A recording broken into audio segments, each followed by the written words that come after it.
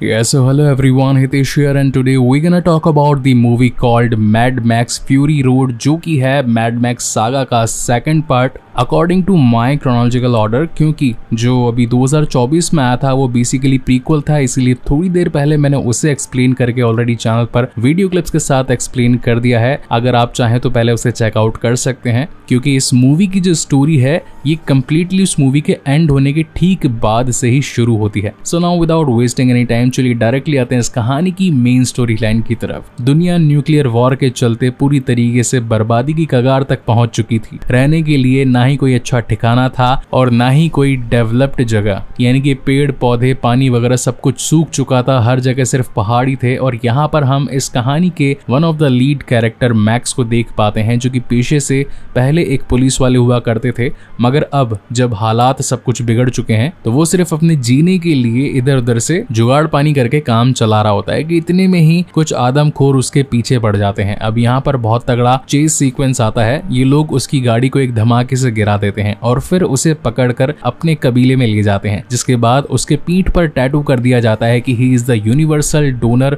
With O positive blood group, मतलब इस group के लोग किसी को भी खून दे सकते हैं। अब ये जो बीमारी यहाँ पर फैली होती है, मतलब लोगों की हड्डियों में जो जहरीली बीमारियां फैल चुकी होती है, इस वजह से इनका कलर जो है डिम हो चुका होता है, मतलब रेड ब्लड सेल्स खत्म हो चुके होते हैं, ये पूरी तरीके से व्हाइट हो चुके होते हैं और इन्हें जीने के लिए इंसानी खून की जरूरत पड़ती रहती है। तो ये मैक्स को बीइंग अ ब्लड बैंक बनाकर उससे अपनी बॉडी में खून की आपूर्ति पूरी करते हैं। इसी बीच एक बार उसको मौका मिलता है भागने का, तो वो भागते भागते ढेर सारे दरवाजे खोलकर जब आगे निकलता है तो देख पाता है कि ये तो भाई एक पहाड़ी की चोटी पर है, जहां से गिरने पर डायरेक्ट मौत है। तभी लोग आकर इसे पकड़कर वापस ले जाते हैं। देन सीन शिफ्ट होता है कहानी के वीरानगढ़ पर। अब जो पुरानी मूवी यानी कि इसके फिरियोसा वाली में मैंने आपको बताया था कि वीरानगढ़ को टोटल 3 पार्ट्स में डिवाइड कर दिया गया है। एक है अर्श किला, दूसरा है बुलेट बाग और तीसरा है डीजलगढ़। वेल इंग्लिश में इनके नाम अलग हैं। बुलेट बाग का नाम है बुलेट फार्म और वहीं डीजलगढ़ का नाम है गैस टाउन। अर्श किले को ये लोग ग्रीन आइलैंड बोला करते थे। तो यहाँ पर जो इमॉर्टन जो है, जिसके पास में यहाँ की पूरी पानी, फसलें, पेड़ पौधे और बड़ी ऊंची पहाड़ी का कब्जा जो इसने जमा रखा है, इस वजह से सभी लोग इसके नीचे दबे हुए हैं। कोई भी इसके खिलाफ आवाज नहीं उठा सकता और जब इसका मन होता है ये थोड़ा बहुत पानी छोड़ता है और लोगों को रेंगता हुआ देखकर बड़ा ही खुश होता है। मगर इन्हें भी कुछ चीजों की जरूरत पड़ती है, जैसे कि खुद की गाड़ियां चलवाने के लिए फ्यूल, वहीं लोगों से लड़ने के लिए बम गोले बारूद। तो आज इनका दिन होता है डीजलगढ़ में जाकर के वहां से एक पूरा टैंकर भर के फ्यूल लेकर आने का। और इनका जो ट्रक चला रही होती है ये बंदी होती है अपनी फ्यूरियोसा, जिसकी बैक स्टोरी इसके प्रीक्वल में बहुत अच्छे तरीके से ऑलरेडी एक्सप्लेन है। मगर रास्ते में आगे जाते वक्त वो अपने पुराने घर यानी कि हरी घाटी में जाने की कोशिश करती है। अब बीइंग अ लीडर हर किसी को उसकी बात माननी ही थी। इसका नाम होता है इस मूवी में जुनूनी। तो सारे लोग उसकी बात मानकर पूरब की ओर मुड़ जाते हैं और वहां से आगे हरी घाटी की ओर अपना रुख कर लेते हैं। मगर दूर से इमॉर्टन जो और उसके बाकी के लोग उसे दूरबीन से देख लेते हैं कि भाई आखिर हमारी जुनूनी ने, मतलब कि जो जंगी दस्ते की कमांडर थी, उसने अपना डायरेक्शन कैसे बदला। तो यहाँ पर इमॉर्टन जो अपने जो वॉर बॉयज होते हैं उन्हें एक्टिवेट कर देता है, इंडिकेशन दे देता है कि जाकर के जुनूनी को पकड़ो। अब उनके जो ये लोग हैं ये इमॉर्टन के लिए मरने तक को तैयार हैं और खुद को वो उसके लिए कुर्बानी देना मतलब जन्नत में जाने का रास्ता समझते हैं। तो अब हर कोई उसके लिए अपनी अपनी गाड़ियों को उठाकर तैयार हो जाता है। लेकिन यहाँ पर एक शख्स होता है जिसका नाम होता है नक्स। वो बहुत ज्यादा बीमार होता है, अपने ब्लड की कमी उसकी पूरी हुई नहीं होती है, मगर इमॉर्टन जो का आदेश आ गया तो वो भी तैयार हो जाता है अपने ब्लड बैंक को गाड़ी के आगे टांग करके फ्यूरी को पकड़ने के लिए। अब ये जो चेज सीक्वेंस है ये लिटरली एपिक है, क्योंकि इस मूवी के सचमुच VFX 2015 के हिसाब से काबिले तारीफ है। एंड एज यूजुअल मैं हमेशा की ही तरह तगड़े VFX, CGI और ग्राफिक्स वाली मूवीज लेकर आता हूँ, क्योंकि मुझे खुद भी यार ये एक्सप्लेन करने में बड़ा मजा आता है। इन मूवीज में बाकी मूवीज के मुकाबले ज्यादा लोग, ज्यादा टीम, ज्यादा प्रोडक्शन, ज्यादा कास्ट, इसी के साथ में तगड़ा काम दिखाई पड़ता है। एक नॉर्मल कॉन्वर्सेशन में जहां दो लोग बातचीत कर रहे होते हैं, वहीं पर एक ऐसा एपिक फाइट सीक्वल या फिर कोई एक ऐसा चेज सीक्वेंस दिखाया जाता है जहां पर आंखों को खुशी मिलती है। And that's why why these movies like जिनमें ज्यादा सीजीआई होते हैं वो हमेशा मेरी प्रायोरिटी रहती है। Now coming back to the main story again, यहाँ पर जुनूनी के पीछे सब लोग पड़े होते हैं, बांध रखा होता है मैक्स को आगे और ये अपनी गाड़ी फुल भगाते हुए उसे जान से मार देना चाहते थे ताकि इमॉर्टन जो के सामने उन्हें एक अच्छी उपलब्धि मिल सके, वो जन्नत में जा सके। लेकिन तभी सामने से एक बहुत बड़ा तूफान आने लगता है। फ्यूरी बिना रुके फुल स्पीड में अपना इंजन 1 एंड इंजन 2 स्टार्ट करके उस चलते बवंडर के अंदर घुस जाती है। नक्स जानता था कि अगर ये मौका उसके हाथ से गया तो वो इमॉर्टन जो के सामने कभी भी जन्नती दरवाजे में नहीं जा पाएगा, इसीलिए वो भी बिना कुछ सोचे समझे सीधा कूद जाता है उस बवंडर में और जाते वक्त अपनी गाड़ी के सारे फ्यूल वगैरह टैंक ओपन कर देता है, जिससे गाड़ी में पूरे तरीके से तेल भर जाता है और फिर खुद को ब्लास्ट करवा के फ्यूरी का ट्रक वहीं रुकवा देना चाहता होता है। लेकिन जब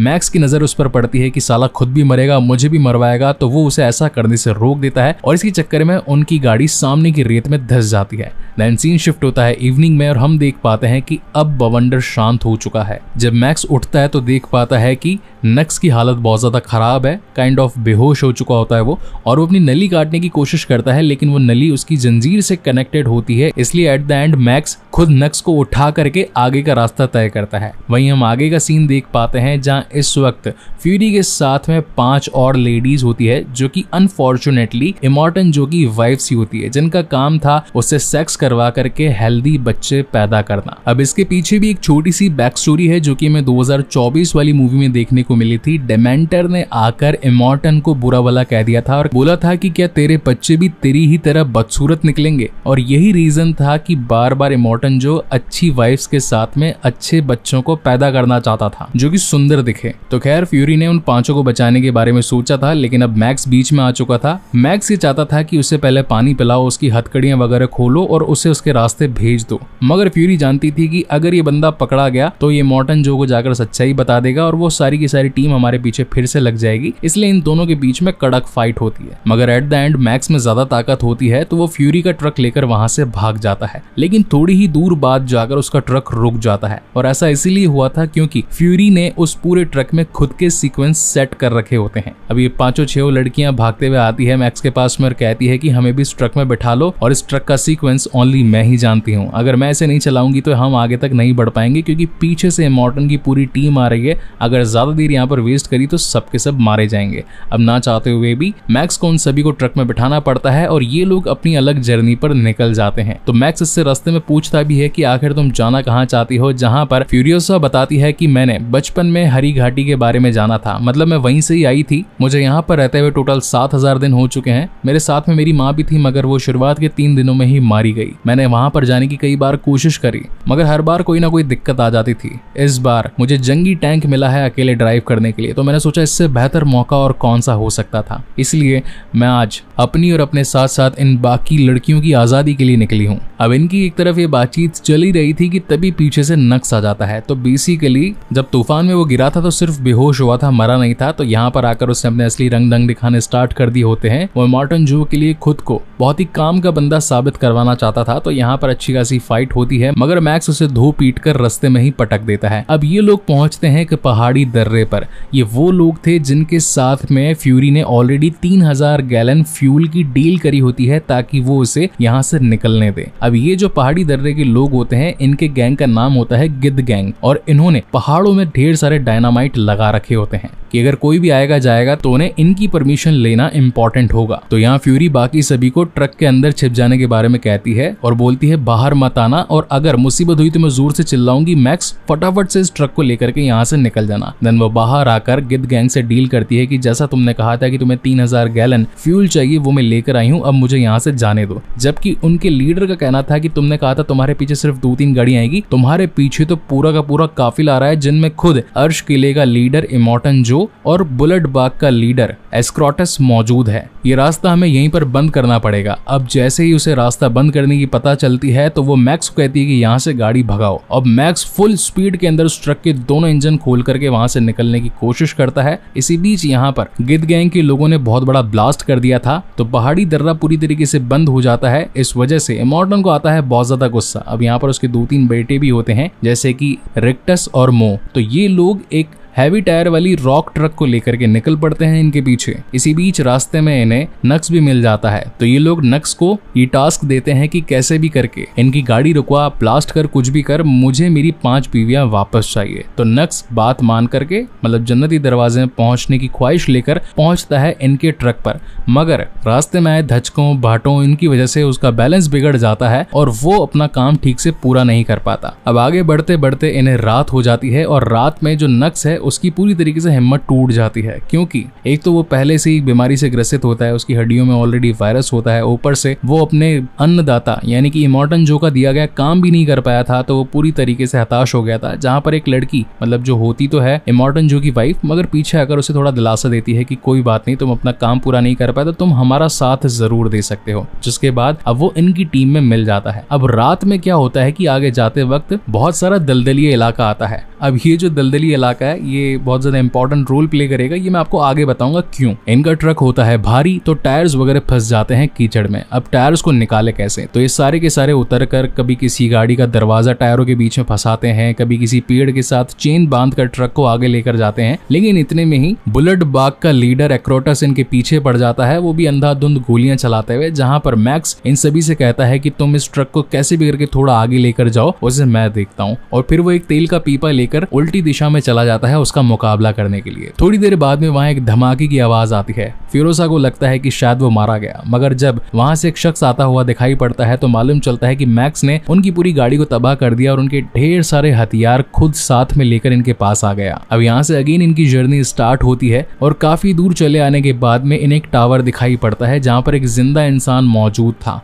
फ्यूरी नीचे उतरकर उसे कहती है कि क्या ये हरी घाटी है, मैं अपने घर आ चुकी हूँ, मैं जावाजा की बेटी हूँ। इस बात को सुनकर के वहां पर ढेर सारे बाइकर्स आ जाते हैं, ये सारी की सारी लेडीज ही होती हैं, जो कि बताती है कि फ्यूरी शायद तुम गलत जगह पर आ गई, हरी घाटी अब बची ही नहीं, क्योंकि जिस दलदली इलाके से तुम आई हो ये वही हरी घाटी थी जो कि अब पूरी तरीके से बर्बाद हो चुकी है। पानी पूरी तरीके से नमकीन हो चुका था और धीरे धीरे करके हवा के बवंडरों ने उसे कीचड़ रेगिस्तान में बदल लिया। अगर जीना चाहती हो तो वापस से वहीं लौट जाओ जहां से आई हो। इन बातों को सुनकर फ्यूरी का पूरा मोरल डाउन हो जाता है, क्योंकि उसने इतने सालों से इतनी मेहनत करके इतने लोगों को गवाकर इतनी जंगें लड़कर हरी घाटी तक आने का डिसाइड किया था और अब उसे पता चल रहा है कि हरी घाटी तो पूरी तरीके से तबाह हो चुकी है। यहाँ फ्यूरी के घुटने टिक चुके थे, मतलब एक तरीके से हताश हो चुकी थी। लेकिन तभी मैक्स उसे थोड़ा सा हौसला बनाता है और कहता है कि अगर जीने की चाह रखनी है तो या तो सीधे जाओ, 160 दिनों का सफर करो और फिर आगे पानी या खेत वगैरह मिले ना मिले इसकी कोई गारंटी नहीं, और या फिर वापस से अर्श के लिए जाते हैं, क्योंकि इस वक्त वहां पर कोई पहरेदार नहीं होगा और जैसे ही इमॉर्टन जो है उसके बेटे वगैरह आएंगे तो हम उन पर हमला कर देंगे, जिससे पूरी की पूरी सत्ता हथियाने में हम कामयाब हो जाएंगे। खैर ये प्लान था तो थोड़ा मुश्किल, मगर ये सभी उस प्लान के लिए हाँ कर देते हैं। अब नेक्स्ट मॉर्निंग ये निकल जाते हैं वापस उल्टी दिशा में अर्श के लिए जाने के लिए, लेकिन रास्ते में इनका सामना हो जाता है इमॉर्टन जो और इसी के साथ उसके बाकी सभी